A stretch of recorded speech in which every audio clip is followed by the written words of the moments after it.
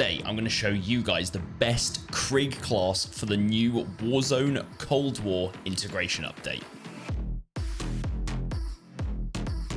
Hey guys, it's Warzone Dave here. Welcome back to another video. It is very early right here in the UK, but it is finally time for the new Warzone update with all the new Cold War weapons, Rebirth Island. We've got the whole Cold War update as well. I'm actually pretty excited. I've been having a bit of problems with the game recently, but I've been enjoying Warzone, playing in a couple of tournaments here and there and getting back into the game more and more recently, and just really enjoying it. So now we have all the new Cold War guns. If you guys haven't played Cold War, if you're just pure Warzone players, then you might not know some of these guns, but if you guys have been playing Cold War, then you'll know the crack with a lot of these guns.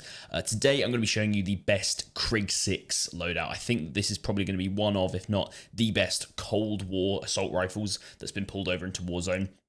If we open up the creator class, so we've got the Krig here. You can see it says Black Ops next to it. We've also got the Black Ops MP5, and I'll be covering that in another video. If you guys want to see that, then make sure you subscribe down below and hit that notification bell so you'll know when the video releases. So let's jump into the Gunsmith at the moment. So the Gunsmith is a little different laid out for the Cold War weapons. You'll see we're missing some of the areas. We're missing the perk area because that's not something that we have in Cold War. The way that a lot of the attachments work in Cold War is very different as well, where we kind of pull some of our things from. Things like sleight of hand, like getting your mag reloaded quicker. That's not a perk. That's actually in your ammunition.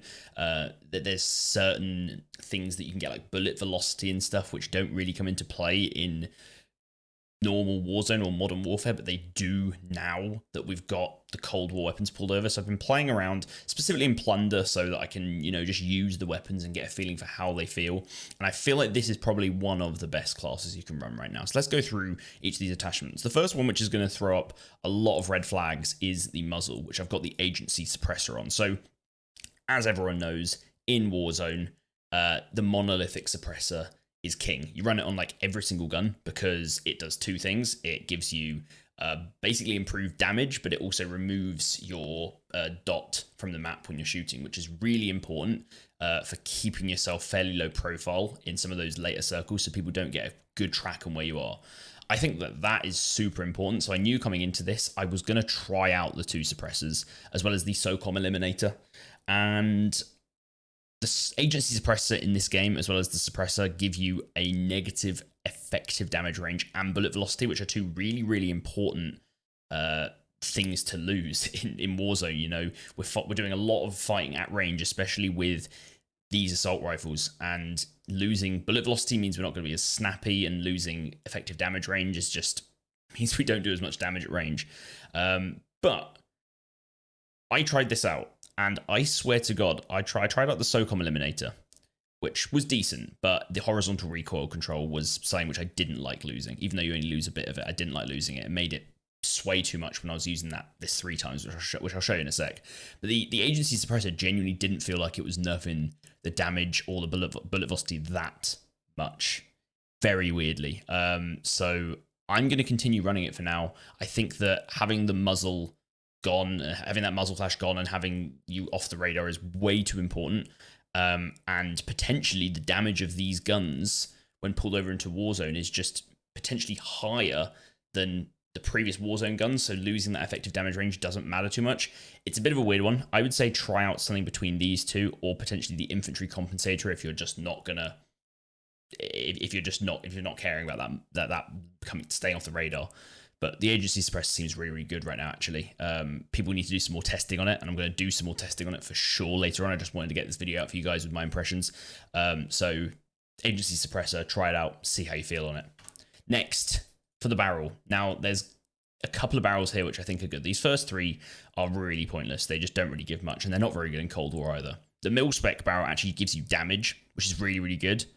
But you do lose effective damage range, and you lose max starting ammo. And these are things which you really don't want to lose in Warzone. You lose a lot of range for a lot of damage up close. So for this AR, it's not that useful. So I wouldn't be running this. I would run either the Ranger or the Takedown. One gives you bullet velocity, one gives you effective damage range. I've found that the bullet velocity means more to me in the games of Plunder that I've played so far, because it makes your bullets snap. You can just take people out of the sky. And this gun does feel like it still recoils a little bit, you know, more than something like a laser, like a Kilo or an M13. But the Ranger means that every bullet that you shoot feels like it instantly connects with the target. It's insane because the Krig has high bullet velocity anyway. Unfortunately, in Warzone, I can't show you the individual stats, but it feels really, really damn good. So the Ranger barrel is going to be my recommendation here.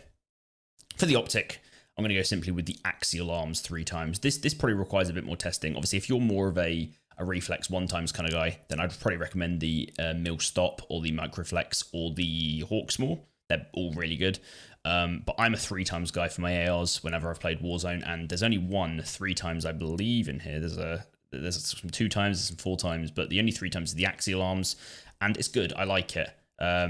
I really do like it. And you can change the reticle on this thing as well when you level it up. I don't have any of these unlocked. There's some pretty cool ones later on.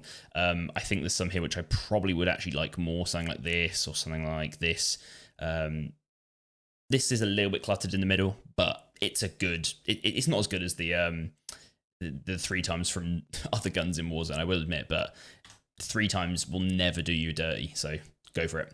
Next is going to be the Field Agent Grip. This is just an all-in-all great attachment to have because it gives you vertical recoil control and horizontal recoil control, which you just want for an AR. I don't really have to go into much more detail than that. It's really good. You should run it. And the final attachment, which is one that's going to be really helpful for Warzone, for a lot of the Cold War guns, is the Salvo 60-round fast mag. So this gives you improved ammo capacity as well as reloading quicker, which are 2 really useful things throughout Warzone, throughout your fighting. Obviously in Warzone, we always run that bigger mag for taking out squads because, I mean, potentially if you're playing solo, you might not need it, but for taking out squads and just reliably always having ammo, the high round mags are good. But from the Cold War guns, as I mentioned earlier, we don't have sleight of hand as a perk. We have reload quickness as something which we get from our mag. We do lose a bit of ADS time, but I think for an AR and for how we're playing with an AR, you know, we're taking a little bit more time to scope in at range and beam people down. Having that fast reload is really useful. So the Salvo 60 round mag is definitely a beastly attachment for Warzone.